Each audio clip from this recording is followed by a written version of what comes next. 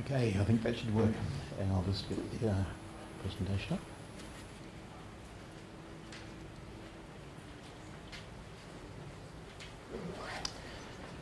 Okay, well it's a great privilege to be invited here. It's a little bit of an unknown for me in terms of who you guys are all aware from. Now I'm assuming that the majority are from the TAFE system. So how many of you are involved in the TAFE system? And how many involved in the TAFE system but not from the North Sydney Institute? You? Okay. And who's not from the TAFE system? So is that, perhaps can you get an idea of where you're from? Is it from different commercial businesses or different places? Yes, partly commercial business.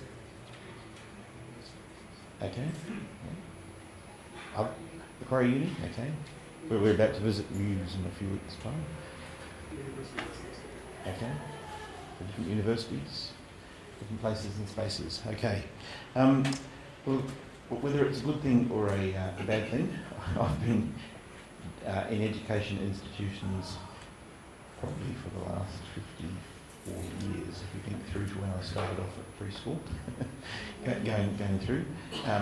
And I've personally been into education systems in 3 countries as a student and as having sort of lived around the world at different times in different places, and have gone on a journey where I haven't necessarily been the best student. I was an extremely good truant by the time I was in Year 12 because I guess I got tired of the different systems. But that in turn has, I guess, fed a passion to say that education can actually work. And on the sort of the counterpoint side to anything that you'll see here, which of nice images of different places, I also work on a project in northern Rwanda, and I'm very, very committed to assisting teachers in that area to try and understand the concept of teacher professional development so that they can make an active headway into the 80 to 90% unemployment figures in that region. So again, if you see images of things that you think that will cost money, I guess the sort of message that I give to anyone is ultimately you look at your context, you look at your people, because the people are the resource, and then you start looking at your spaces. Now, it has been lovely walking into this building because I can see that there's been a lot of thought going through here. Now, I'm very random, so I will jump around, so I apologise to any person that likes to think sequentially in that process. I'm very happy to take questions during a presentation as well. There's no problem with me just stopping what I'm doing and then going forward again. There are lots of images. I think this has been recorded, and it's I guess in different ways I'll be making different points. If you can't completely see from where you're sitting at the back, I'm sure you can come down to some of the spaces at the front, or you can get some of those comfortable chairs on the side and roll yourself into there. And I'll just check that this is working. There we go. Okay. So that, a bit more about me. I've been principal of Northern Beaches Christian School since 1999, and in 2005 we decided to start a unit which we called the Sydney Centre for Innovation and Learning. The original starting point for that idea was, I guess, a desire of mine to say that I wanted to really support any teacher who had a creative, innovative idea about what they should be doing in the classroom and who would have traditionally met with middle management sort of frustration. So it was a means by which I could support people to say, great, let's get in behind you. There mightn't be a budget, but let's see what we can do. And from that starting point, I guess an entire industry has developed. And Anne, who's here with me today, is the Director of Business Development for Skill. And her role really is to take our work to the outside world and bring the outside world in. You may be interested in a bit of a book plug. We get no money from this at all, but it's an interesting one. David Price from the UK, who's part of the innovation unit, and they work with education systems around the world, and they also run the Global Education Leaders Program. He has a book that's just been recently released on Amazon called Open, so it's pretty easy to find. If you typed in David Price Open Amazon, you'll find it. It's around about $10, $11, I think, for the download. It's about how we will live, work and learn in the future. That's the subtext. It's a very, very interesting book. In that book on the chapter on education, we're privileged to be one of the 3 case studies that he gives in the world. One of them is actually quite interesting. It's the London School of Communication Arts 2.0. We visited that recently, and that's a non-tertiary program in that it doesn't have any official recognition. People come into that program either directly from school or from technical college or from university, and they have about a 95% employment success because it's really the advertising industry's crash course at the end of whatever else other people have learned. And it's an aggressive program, and it was taking place in this probably fairly dingy, completely sort of, where on earth are we going? The location in Brixton, London. It was the 4th floor of a church in sort of a bit of a precinct that was sort of cemetery-ish. And but we went into there, and it was this most amazing area of inspired learning. And then High Tech High was the other example given in that one. I want to throw a little bit of a left of field question to you, if this all works. How many of you are familiar with the murmuration of starlings? Okay, that's good. So I want you to look at this video and then try and work out what can educators learn from nature.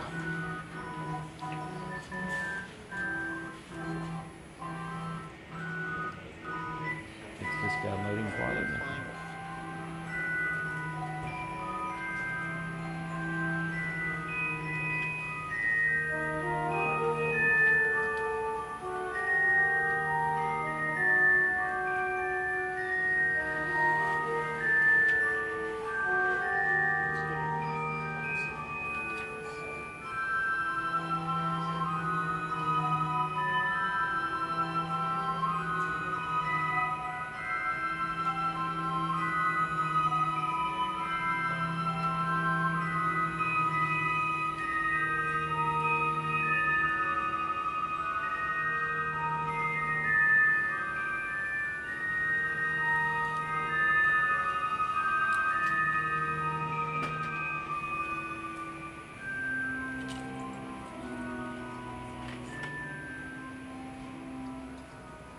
Okay, now the challenge with whoever's around you, just a very quick conversation.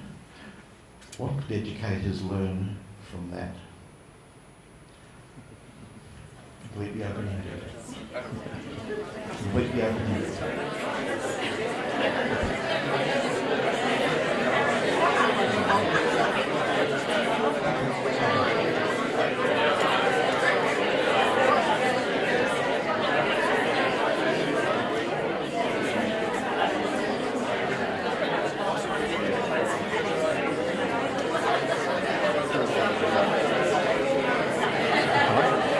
Recognising your new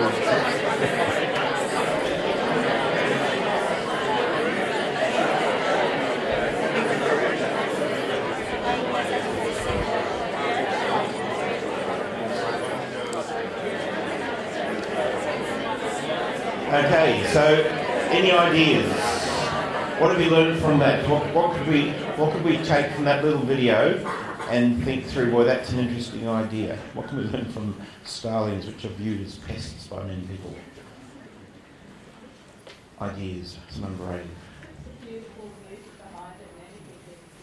Okay, absolutely, okay, so the music and the image makes a pretty enticing image. Yeah, other thoughts? The intuitive, instinctive nature of the movement was harmonious, that it was intuitive, it wasn't forced or constructed. Yeah, exactly. That's a really interesting insight. Yeah.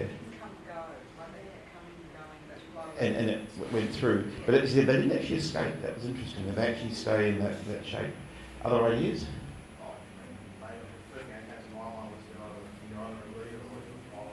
Yeah, and it's really interesting that there have been numerous scientific research programs now into how it works, and they actually can't necessarily find a leader. It's really, really interesting in terms of the physics of how it works. Any other thoughts? Yeah, I just think they were a community, but they were always changing. Yeah. So they were always within that shape. There was a shape and a structure, Yeah. which was constantly changing. So, you know, and it could at times look chaotic, but it actually never was. And up the back. When do they practice? When do they practice? Yeah, yeah, they're practicing, I guess, every night, aren't they? They seem to have a particular direction just go. No particular direction, but you know, the interesting thing is that as they've looked at that, the reason why it's changing, the chances are that there'd be a falcon or a hawk somewhere there, and what's actually happening is that they are using the mass of the number of starlings to do two things. They're actually protecting themselves against the predator, because then in the sheer numbers that are there, the protection process happens, and they're also warming themselves up for night, so that there actually are two things happening in nature. They're all kind of moving together, and they're all influenced by each other. Completely, absolutely, yes. They are all in networked unison, yeah, going through, and it is intuitive. Yeah. Not only did it look beautiful, but It looked. it looked pleasurable. It looked pleasurable, it looked fun, yeah. I mean, you've got this, if you think about learning spaces, they've got the sky, it's endless, yeah, and they were just soaring into any other shape going through there. Okay, so look, it's quite an interesting notion. I used to show sort of that geese video of people flying in unison and people clapping the leader, but I've long since moved away from there, because I think that can teach far more to educators to challenge our thinking as we go through. And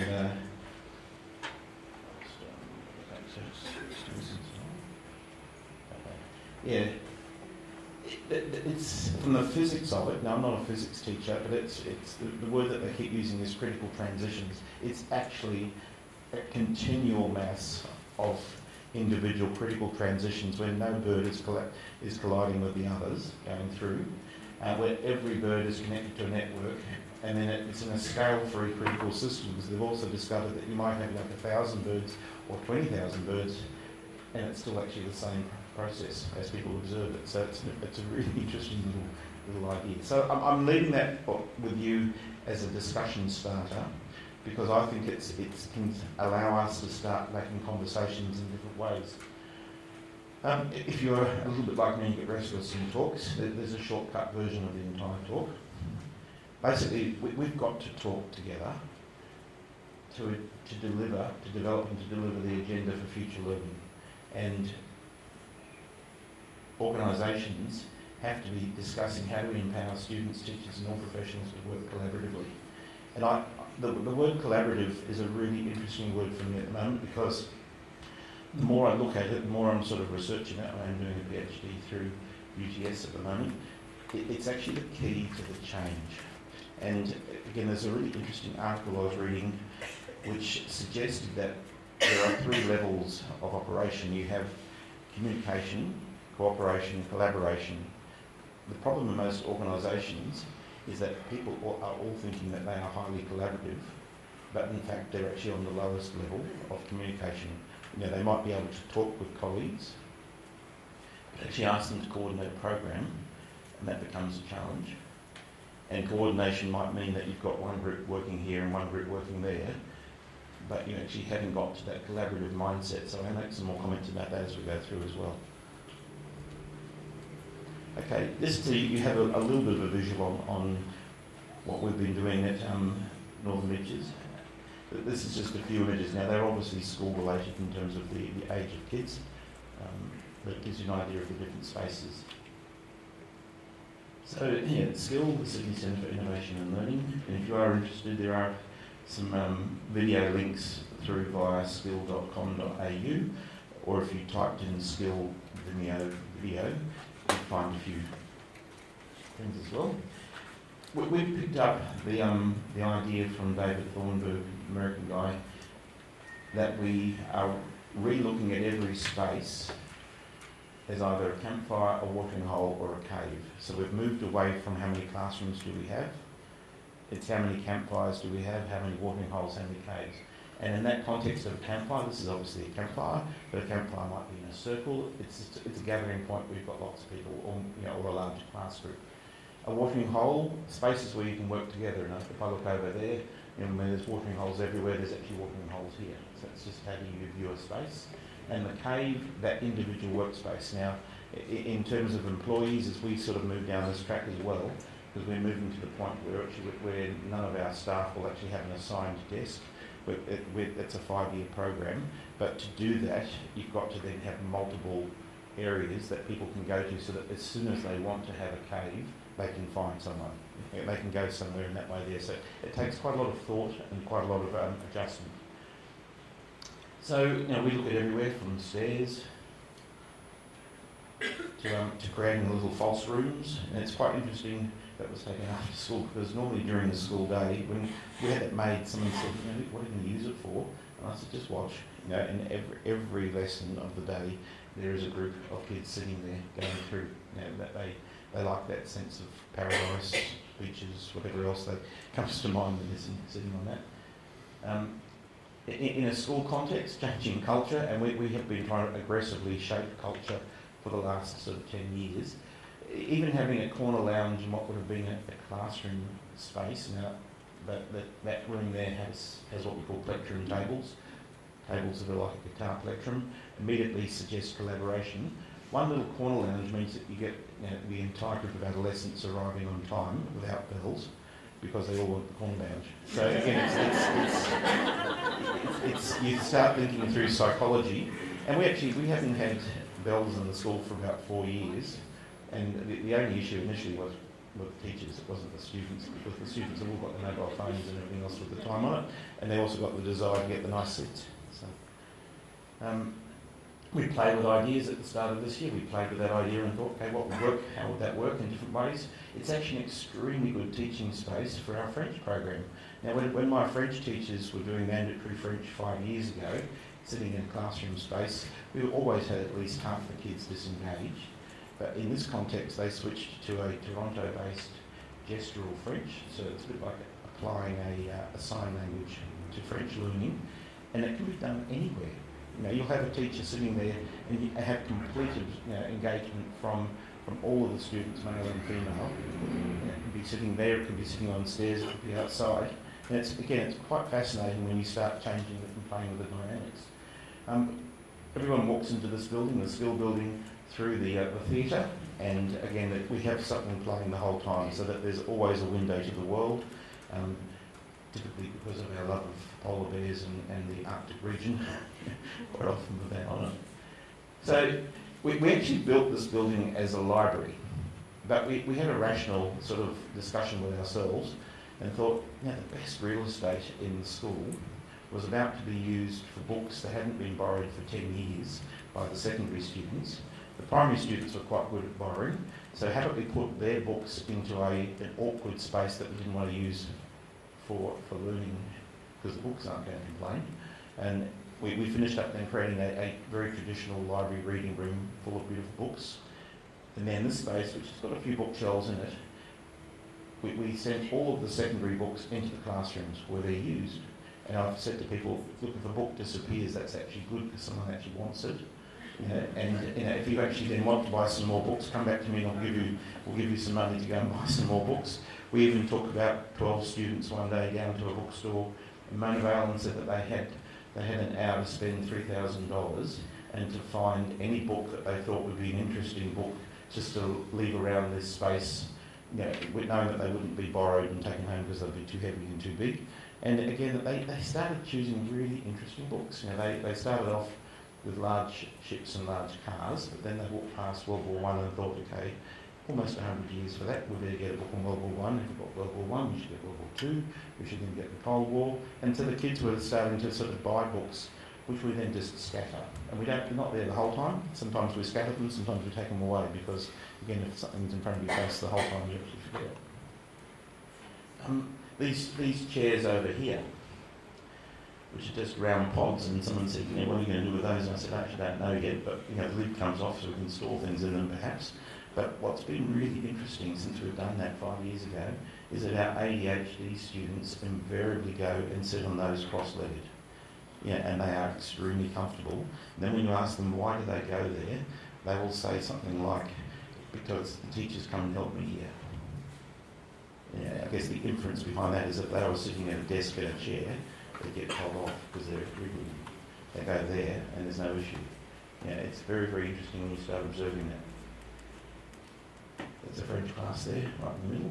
And so you've got, in that typical situation, getting teachers used to the idea that, that their teaching practice is entirely transparent, and as much as we can do it, collaborating into a team.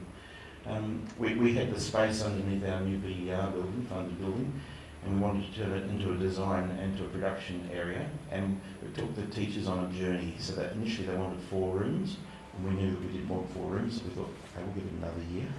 And we'll start taking them to places where there is just different shapes, and so we've come up with the idea of creating professional space, so it's now like an architect studio, so that the students are doing design, experience that, but then what we discovered was that English, chemistry, physics, all love the space as well, so whenever it's not being used for its purpose, someone else will be in there.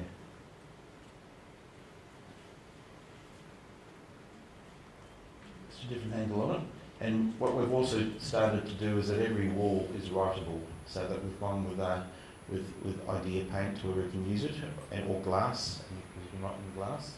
We're now going to extend that idea. I think the idea of actually getting glass tables, we're hitting the furniture catalogues from Freedom and elsewhere, because I was in Barcelona recently and I just saw maths classes where every table was glass and you could write on it. And it was so much simpler than a whiteboard. So I won't go for that. But we've actually started to turn old whiteboards into coffee tables. They're an extremely good conversation point. So don't throw them out, convert them. And again, the other interesting thing for us in the school context here was we didn't go out and buy any furniture. All I did was walk through the school and sort of say, oh, there's 2 extra chairs in that room we don't really use, there's a few cubes there, we'll just pull them through. It's a little bit like going through your house and just saying, let's just shift the furniture. So an entirely different budgeting process starts because you then buy things in clumps. We use all spaces so that our stage during an ordinary day becomes a drama dance classroom. So again, it's sort of saying to ourselves, what can we do to then make every space multifunctional?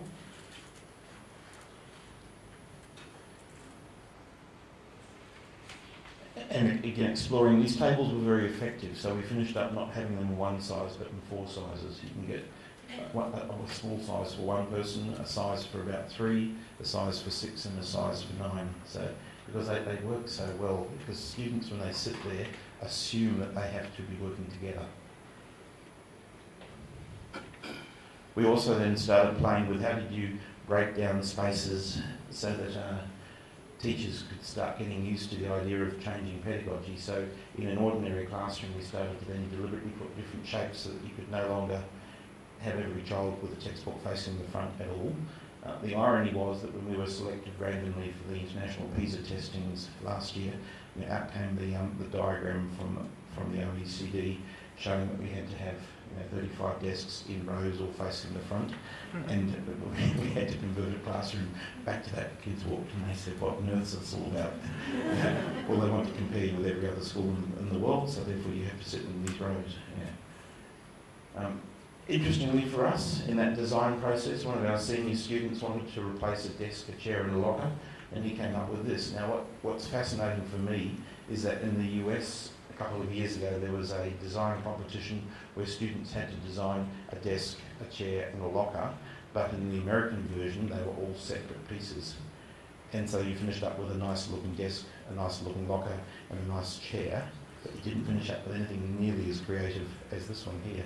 And I guess cost per unit in a school, this is actually cheaper than the other 3 things put together, and the kids love it. Can I ask a question about children leaving school? Yep. The scale university TAFE regulated for 5 desks. How do they react? We've found our students are very good verbally. They're very good in terms of owning their own learning, and they will adjust, but they will also converse with people about why do they do things this way, why don't you consider this, so that they become agents of change, we would hope, in that process. But they're also, we would recognise that whether it's a good thing or a bad thing, the old HSC process forces all kids into every school still to go down a certain route, and so that to a degree we actually have to condition them for that, because you can't, it would be wrong for us not to, whilst it's a required end point of the school system. But it's a good question. We've also explored with cardboard furniture. So Year 11 had this program of they had to make furniture that was strong enough for me to sit on and jump around on. It had to cost less than $5 per item, and it had to have no glue or sticky tape. And they came up with the most amazing creations, which we're going to then mass produce to use in some different classrooms, because you can write on that, you can replace it. It just creates an interesting environment.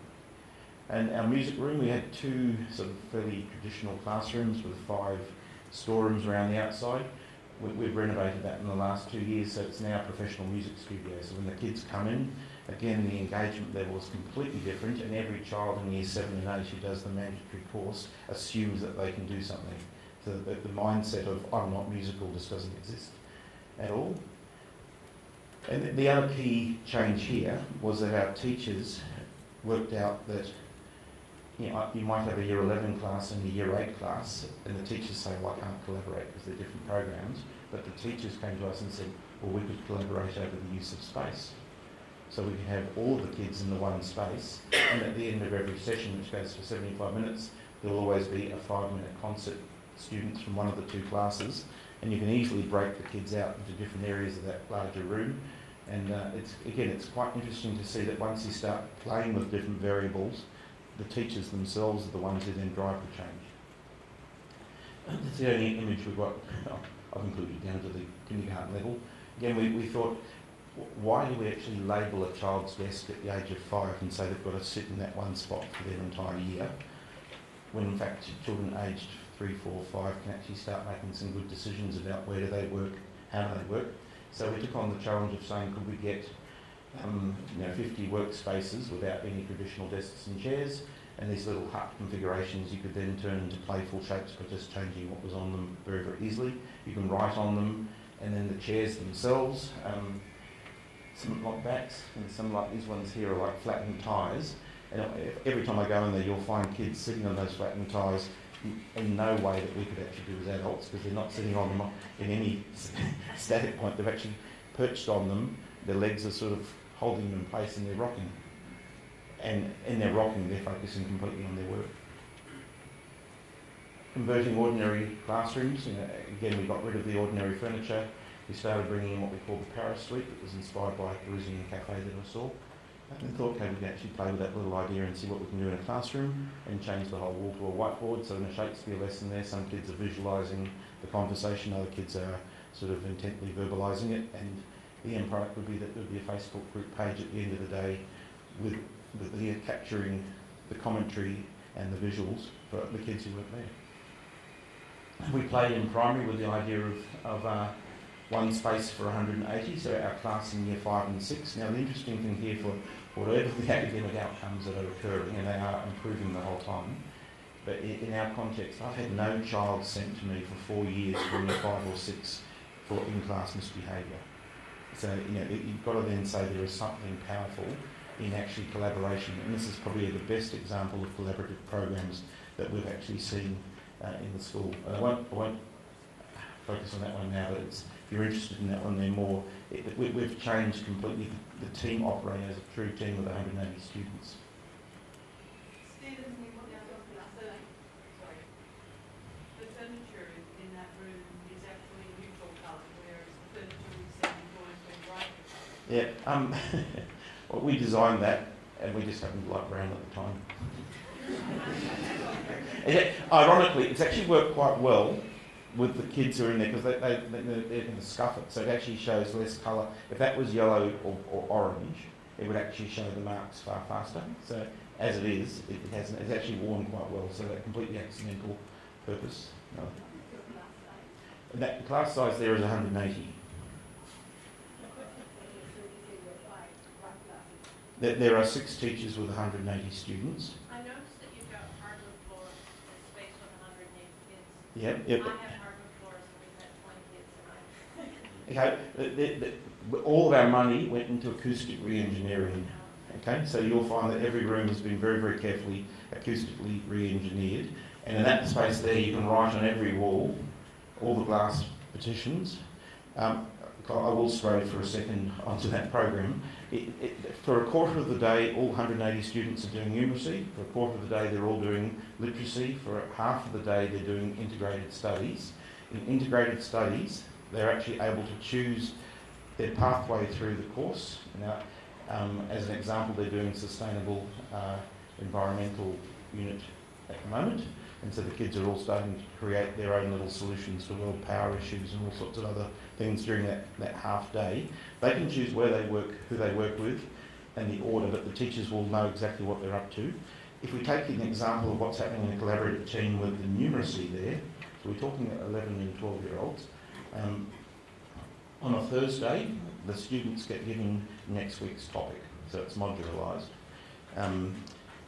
If they want to, they can pre-learn that topic by going onto the links on the portal entirely by themselves before Monday. Then they can opt to do an assessment on a Monday, and if they score over a certain percentage, they're then free to then go on to challenge tasks for the rest of the week because they've already proved that they knew the topic. So what we're finding is that about 20 to 25% of the students are choosing to pre-learn it by themselves, but they're not necessarily the same 20 to 25% each week, because one week they might be going to visit grandma and have soccer and they haven't got the time to do it, but another week they have, and so they're choosing to do it. So again, we're finding it very, very interesting as you then see the students' capacity to draw on the learning by themselves. Now what will then happen during the next week during numeracy time is that you've got that little top group who are actually free to then soar by themselves, and there'll probably be a teacher or possibly two who will be oversighting where they're working, and they could be anywhere really in the space. There'll probably be a couple of groups of kids who we know need to have intensive work on a particular concept, and they will typically be perhaps in one of these corner rooms with the glass doors closed. And there'll be the rest of the students who are working through the modules. They'll be attending workshops, and then if the teachers who are working with those students in that particular week, and the teachers will change roles every day. They're not the same teacher sort of, you know, you're not the teacher of the remedial group the whole time. You could be doing anything on any given day.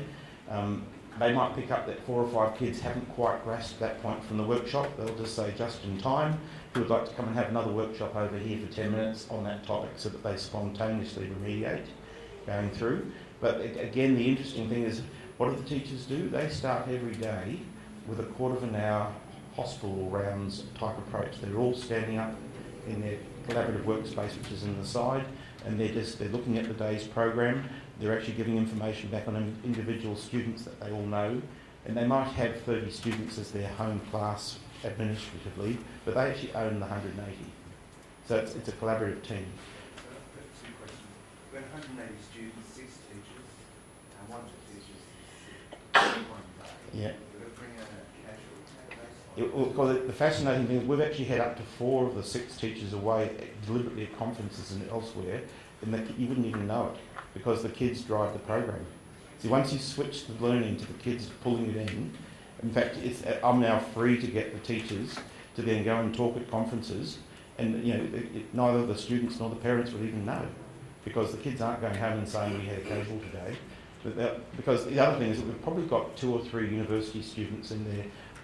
We had 2 full-time PhD people looking at the space, so we've had that area observed for 700 hours last year, and the papers are starting to come out about that. And we're finding that quite fascinating as the feedback comes in, because it reinforces that Starling idea of it. It could appear to be chaotic, but at every point it's actually not. Yeah. And the second question is, so you mentioned that you haven't had misbehaved students coming to you. Do you think that's because maybe the teachers can flexibly get those misbehaving students in the corner and work in small numbers or something? Well, look, I think the answer is that would be everything. That there's a group norm. A child is unlikely to act out in front of 180 as opposed to 30. There's no longer the tension between I'm actually challenging you subtly as the teacher. So you've broken down that one. We've actually got very high level oppositional defiance disorder, 2 or 3 Asperger's children and multiple ADHD children, all in that particular unit. And the only issues that ever happen with some of those ones are playground related. They're actually not in-class related. So again, it's a norming process. We ran a program like this about 30 years ago when I was involved in California, and we had 7 out of our 30 kids were Asperger's, and we had no problem because they had the freedom of movement. Yeah, and the Asperger's kids are fantastic because at the end of every session, all of our coloured laptop tables will all be reorganised in colour, ready for the next session.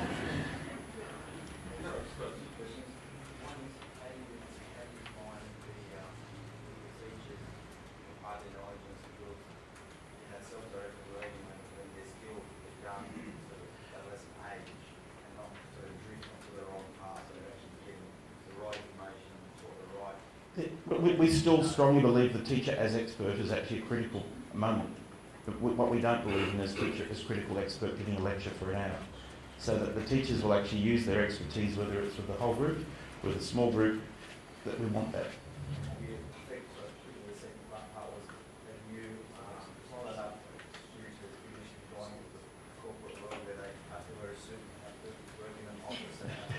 Okay, well, it's still... It's conditioning them to be extremely good people in a collaborative context, and we often get students during a work experience then finishing up with a job offer immediately because I guess they've got those skills which allow them to be verbal.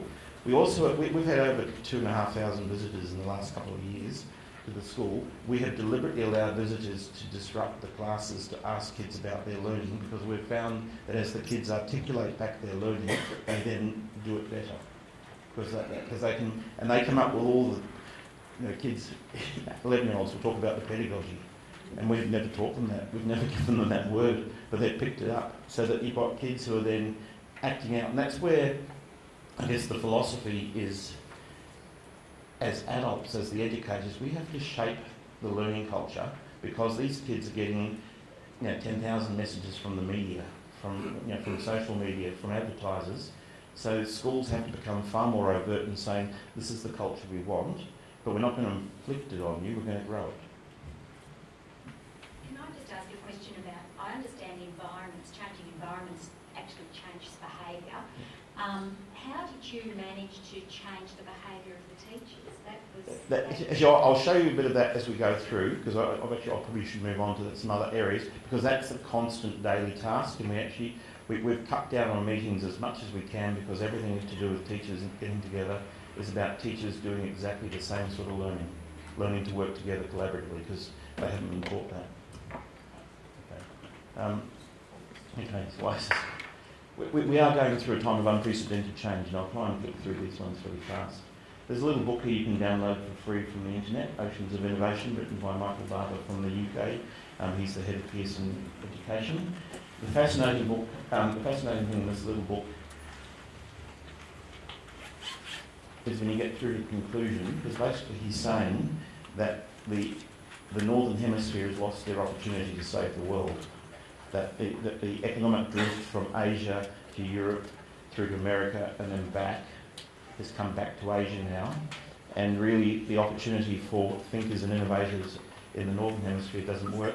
When you get onto that very last sentence in the whole book, what's happening in the classrooms around the Pacific Rim, on the success of these endeavours, all of our futures depend. It's a pretty stark comment.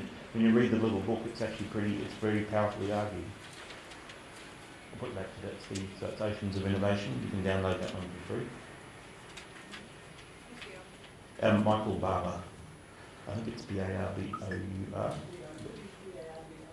B-O-R. Okay, but if you just type in Oceans of Innovation and Pearson, that would come up. Whilst we're all busy spying on each other, the National Intelligence Council over in the US is actually coming up with some interesting things for us.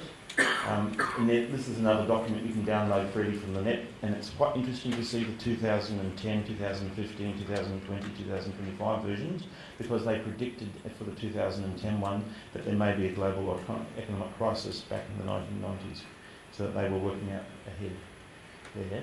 But what's going to happen? Where are we heading? We're looking for mega shifts in the world in the next 15, 20 years. That's basically what it's saying. And the big crisis won't be actually people smuggling or refugees. It will be water, food and energy. That's what we're heading towards. This is what the world of our kids are heading towards. Very simple one here. We have to change from the mentality which we were all trained into, where information was pushed onto us, school, university, and that's the sort of the the 19th century paradigm, 20th century paradigm, to the 21st, opening up doors. We've got to pull the information in ourselves now. That's the mind shift that we have to make because our kids are changing.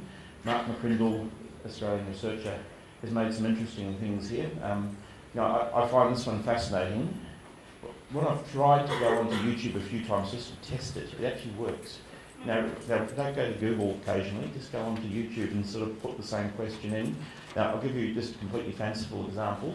I bought a shirt in Los Angeles, Macy's, and discovered in San Diego they hadn't taken off the security tag. I typed into YouTube how to remove a security tag in a hotel room, and I got a 5-minute tutorial because the only tool I had was the bottle opener, and I did it.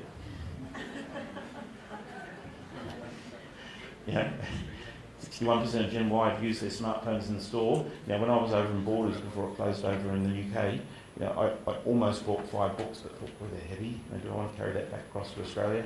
I took photographs of the books in Borders, sat in the Borders coffee shop and ordered them on Amazon for half the price, and they were delivered to my house before I got back to Australia.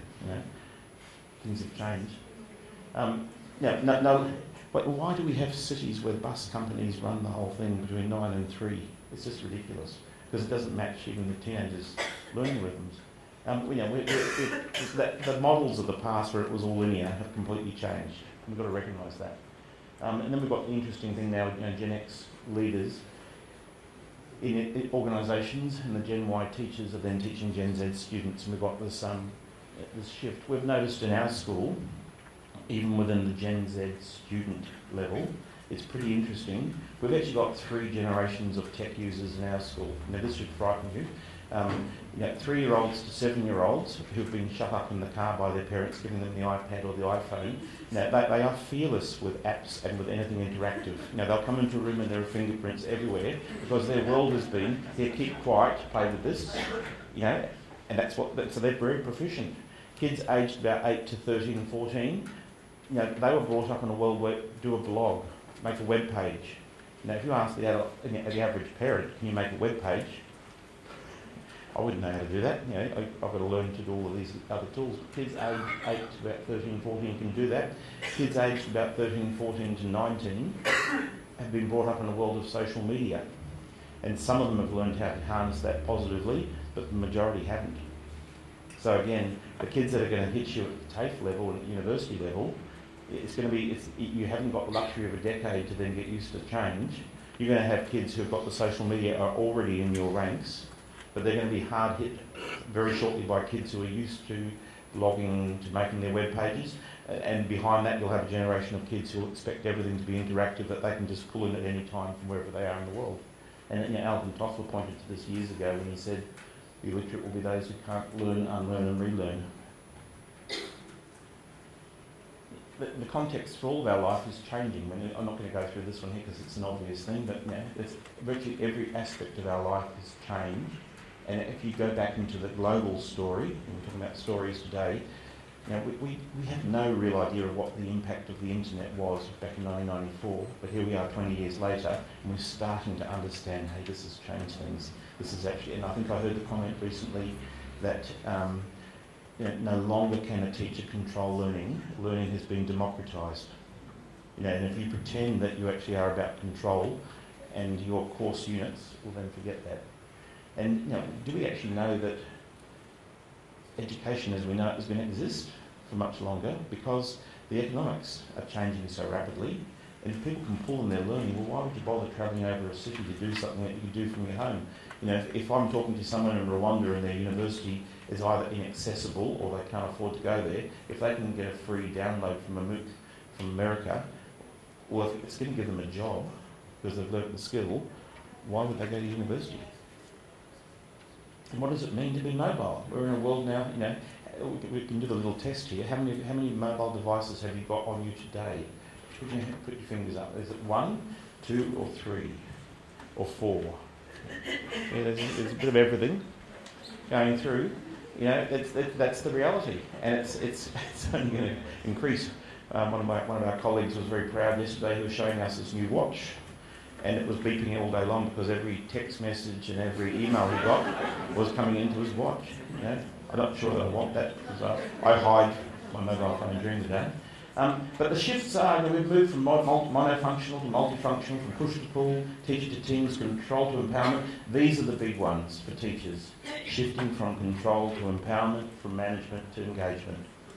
We've talked about from teaching to learning, but really when it comes down to it, it's about changing our process to focus on engagement. If you go, I've just come back from the World Innovation Summit of Education in Doha, 140 countries represented. The one word that was common, there's an engagement crisis across the world, and it's growing bigger. How do you keep kids engaged in traditional education? I guess that's my comment, invent the future, don't prevent it. And that's the fantastic opportunity we have. You know, the old paradigm shift, you know, I've long since changed from getting my Herald, because I use Site, you know, that's the way in which I'll actually download the information that I want going through. And if a media company thinks that they want to charge me money to access their paper online, I'll just go and find another one, like, you know, as the Sydney Morning Herald talks about putting a cost onto it, guardian.co.uk/Australia is free, you know.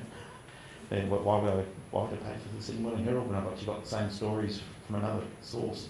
Again, the mindset, the business world are scrambling to work out how do they make money out of this new paradigm. They can, but it's not through traditional means of saying, here, pay for the paper.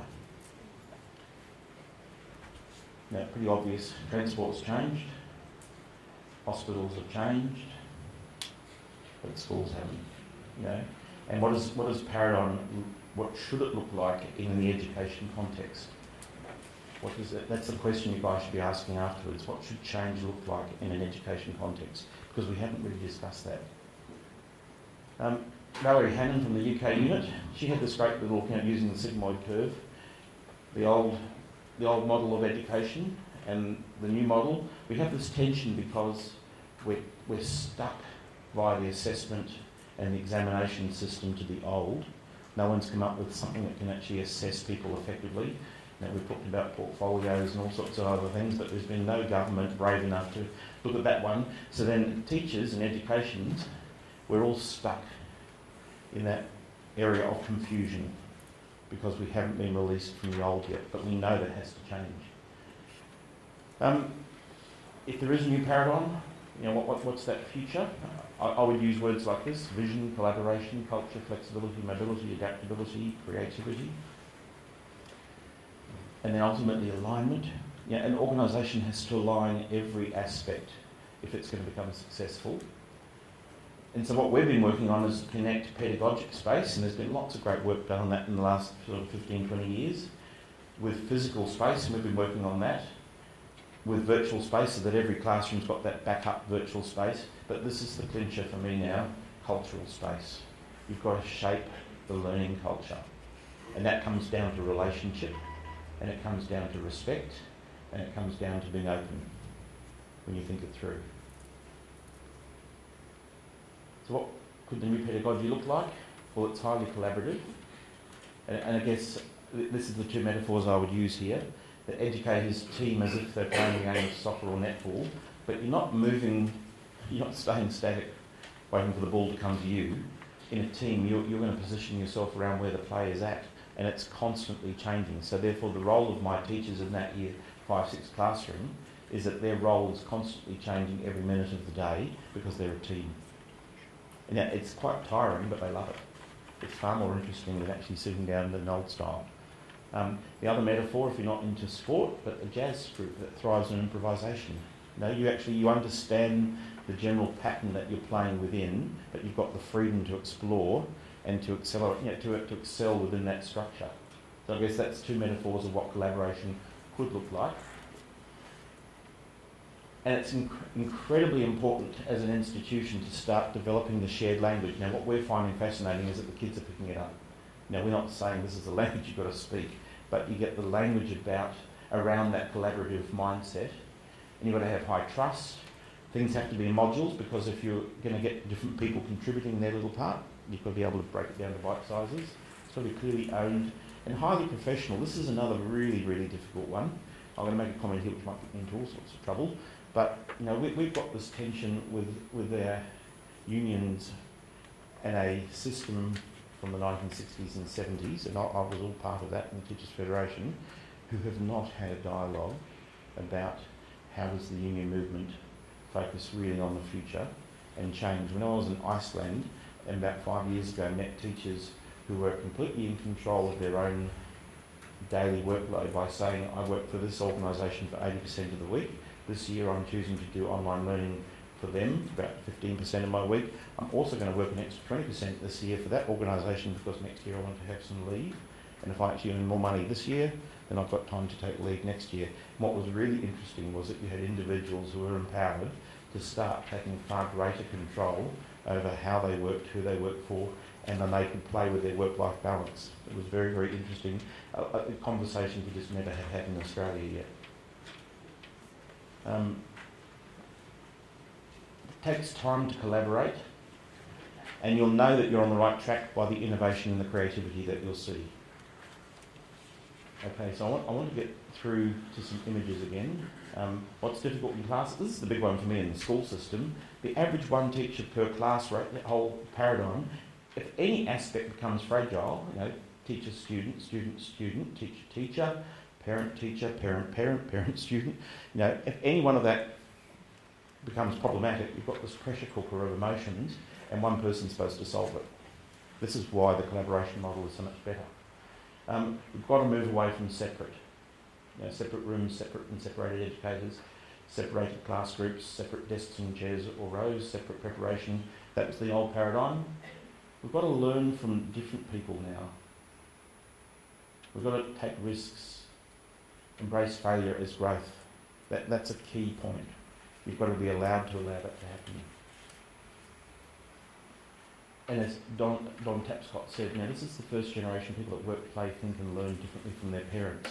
Now what's interesting on the radio coming here today, Stuff in Traffic, was that that stuff that's come out about they reckon that the average child is now 15% less healthy in terms of running distances compared to their parents. Now that's another interesting, they weren't blaming it on screens ultimately, they were blaming it on culture going through. So it's impulsively I would have said blaming it on education systems that have actually, you know, okay, another political comment here, but Michael Gove recently called PDHPE in the UK GCSE a Mickey Mouse subject.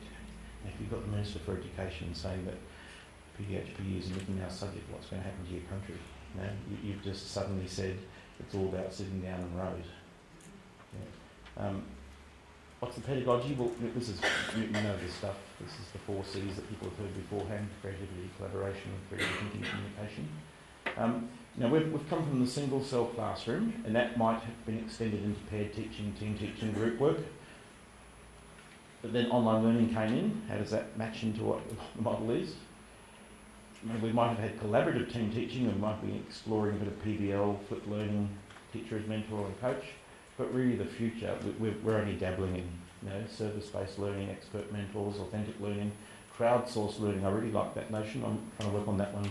What would that look like in a school? And if you could get kids across multiple schools and backgrounds to then crowdsource what they've learned. We'll go to a bit of a visual feast here now. So as you think about your spaces, keeping an idea in my time, what spaces do we like as adults? I won't ask this question because I haven't running out of time, but I would normally ask, where do you like? Where do you go? Now, this was a fantastic hotel in Seattle. It had a bit of everything, outdoor, indoor, private, the whole lot, like great school.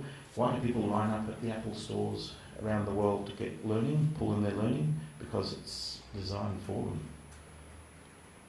them. Barcelona Airport, I sat there for about 6 hours. Now we have a thing called Project Barcelona. We're converting the main part of our school into this concept of saying what would happen if we had a giant canopy. In our case it's going to be glass, and it's going to have a photovoltaic cell roof that creates the energy and also gives us the water for the building. And what happens if you actually then completely rethink how do you use space going through? And then also, you know, Paris, why do thousands flock to those gardens every day? You know, there are reasons for that. It's a school in Denmark. It's got a few issues because the teachers aren't particularly strong at using it. But when I go there, boy, I get inspired by the soaring spaces and just that sense of freedom for learning. Some places are getting it right. Recently we went to this one. in Barcelona. It's a Catholic school run by some delightful nuns. But in their new learning centre, that was a class that had visual arts and physics together in the space that they shared, and it just worked beautifully. They just thought, why wouldn't you do this everywhere? Because every child was engaged, they were working, they were pulling us into the conversations. But the Technical University in Delft, a very space age type library, but very cleverly, they dealt with the books by putting them into a backdrop wall that looked like it was a library, and you could actually go and borrow them if you really wanted to, but could I find any student that was doing that? No, they were all using the internet. Very clever. The design factory in Helsinki, exploring with old containers. What they've found there is that if they build these little nooks and crannies, the most popular spaces are the roof. This is for people aged sort of 18 to 24. Yeah, that's where they were going into those spaces. That's the roof of the roof of the previous container. That's where they were going to work. Interesting. I love co-working hubs, and again, universities, colleges should be actually just taking this model and saying, well, why are so many businesses now working out that they're so much more productive in that sort of context? And then just to go and visit some of those, and there are quite a few around Sydney now, to sort of see how they're doing them. Do they have niche ones? And that's that idea of crowdsourcing the learning for me. You know, what would happen if a school like that with students from across schools? Isn't there a conversation going on right now at industry level that the open workspace is not working? The open workspace doesn't work if you only have one type of open. You've got your little booths or one table. This works because you've got multiple places you can immediately go to for completely private conversations or by yourself. And where it works, I'd say, in the CBA building at Darling Harbour here, is because you've got about 3 spots for every employee. If you looked at the mathematics of it.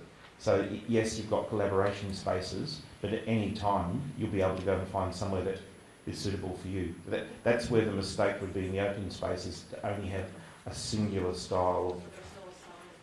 Yeah. I do look activity-based work. A lot of companies that are adopting activity-based work, the next iteration of that open space. Yeah. And that's one of the ways they do in the hub in Westminster. Create a little private zone, you know, that you can actually. It's quiet, yeah. Again, don't just go to education institutions. This is an advertising agency we went to, and I love what they had done. I mean, it was sort of a public lunch area, but then they had these little booths. You know, that, again, very, very cleverly done. That you can book out for one or for just a few. And really, anywhere you went, you could find somewhere that was different. And I mean, we had a new person at our school recently, and I said, how was she going with where, you know, she took over the assigned table of where the person was that she was replacing, and she said, oh, there wasn't much airflow or air conditioning. I said, have we got the answer for you? We've actually got a mobile caddy. You can actually choose to work anywhere in the building, and here you can actually lock your stuff up, and you can actually then choose, do I want to work in air conditioning, do I want to work near a window? So that, again, that sort of thinking is the conversation you have to have, because it's empowering the individual, provided you've got the spaces. That's JWT. And they have, you know, again, a whole variety of different types of spaces, not just one. And it's like a Pantone pallet board. Blackmore's Sydney, and we're actually using these architects. What I love about Blackmore's Sydney building with WMK, we want to bring the outside inside. And so how have they done it there? You know, they've actually done it extremely interestingly. The same architects for us are doing it. They're going one step further, they're going to remove the wall. So that you'll actually have no wall on our northern side, that you'll walk from outside to inside and the fresh air will be coming through. This is an interesting one, we're almost at the end here. I went to a 3-day summit with the young entrepreneurs. They took over an old building that was actually gutted, and all of the furniture was either cardboard, so that, again, a demographic of 20 to 30 year olds, or it was just very, very cheap lounge furniture. And it worked brilliantly. It was people at the end of every session wrote on the cardboard, and they finished up creating a book with all the things that were written down, all of the reflected learnings. They had a film studio that was cardboard. The Rolex Learning Centre is again, it's a tertiary institution in Lausanne. It's like a giant piece of Swiss cheese, but once you get inside it, It's just these, built on the notion that conversations happen on curves. They don't, if you have collisions, people actually bump into each other, but they actually don't collaborate. If you actually have a place that's fluid, people actually stop and talk. Interesting notion as a Japanese architect there.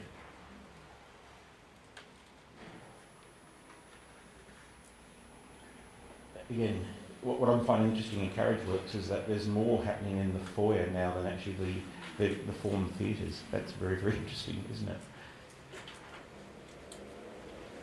Esther Academy, a school, the same space is used for food, for classes, for reception, for teachers. And it works perfectly because the whole organisation is aligned very, very well. This is one of the last ones I went to recently. They had this beautiful foyer, but no one was using it. It was only 3 weeks into the building, and I said, for heaven's sakes, put at least 2 classes every lesson into that space, otherwise people will think that you actually don't sit there. That you just come in, you admire the nice chairs. Yeah. But then in the corner of other rooms, they had like the little green space for immediate filming. And I love this idea. They'd actually collected old furniture from around the city, and then had it all recovered in the same colour. And where were the people sitting? Not at the tables. They were all on the comfortable furniture facing the windows. Again, if you think about it, you've got beautiful windows here. Put the nice furniture facing out. That's where people want to sit. It was fascinating. It was a brand new building, and everyone was actually facing out because they loved the view. Okay. The pitfalls, lack of vision, lack of leadership. Some examples there. Fantastic new library in Denmark. They had 4 people working there full time. It was open from 9 till 4 in an area of 98% working parents. Look up the maths on that one. That's why it wasn't hard for us to book spaces when we went in there, and they went and checked the booking sheet, and I said, I've already seen it. There's nothing there for 3 weeks. It was very easy to take nice photographs because there was no one there. Lack of resolve. Another part of that same building, fantastic building for education. About 60% was common area. Not one teacher was using it. There was no resolve from the leadership to say, let's try it, let's do that, let's shift this, let's make it work. I really like this. We're going to try and make one of these ourselves, but no one was using it. So whiteboard walls, 2 large lounges inside. What a fantastic little space for a school. Same problem, no oversight. It's another school, beautiful common spaces, but no resolve to get people using common areas. So the big problem is reversion. If you allow people to revert, nothing's going to change. And this is a last example of a school that we went to in Sweden. Beautiful spaces a year ago. That same space that you can see there is now that. Teachers have put cupboards, shelves, anything they can find to create their own little desperate space because they've not been taught how to work together. And so you need new roles. We need spatial trainers, pedagogy coaches, collaboration coaches. That's what an institution needs. Those are the roles we've actually got to be training people into. And we have a model at our school for how we change things. We do exactly what you're doing today. You sort of evaluate, you observe, fresh vision, grow the vision. Everyone has to do that, come up with new ideas, and it's this cycle that we actually allow to happen in very fast process or very slow process. That's where we go, and finishing off 5 minutes late, sorry.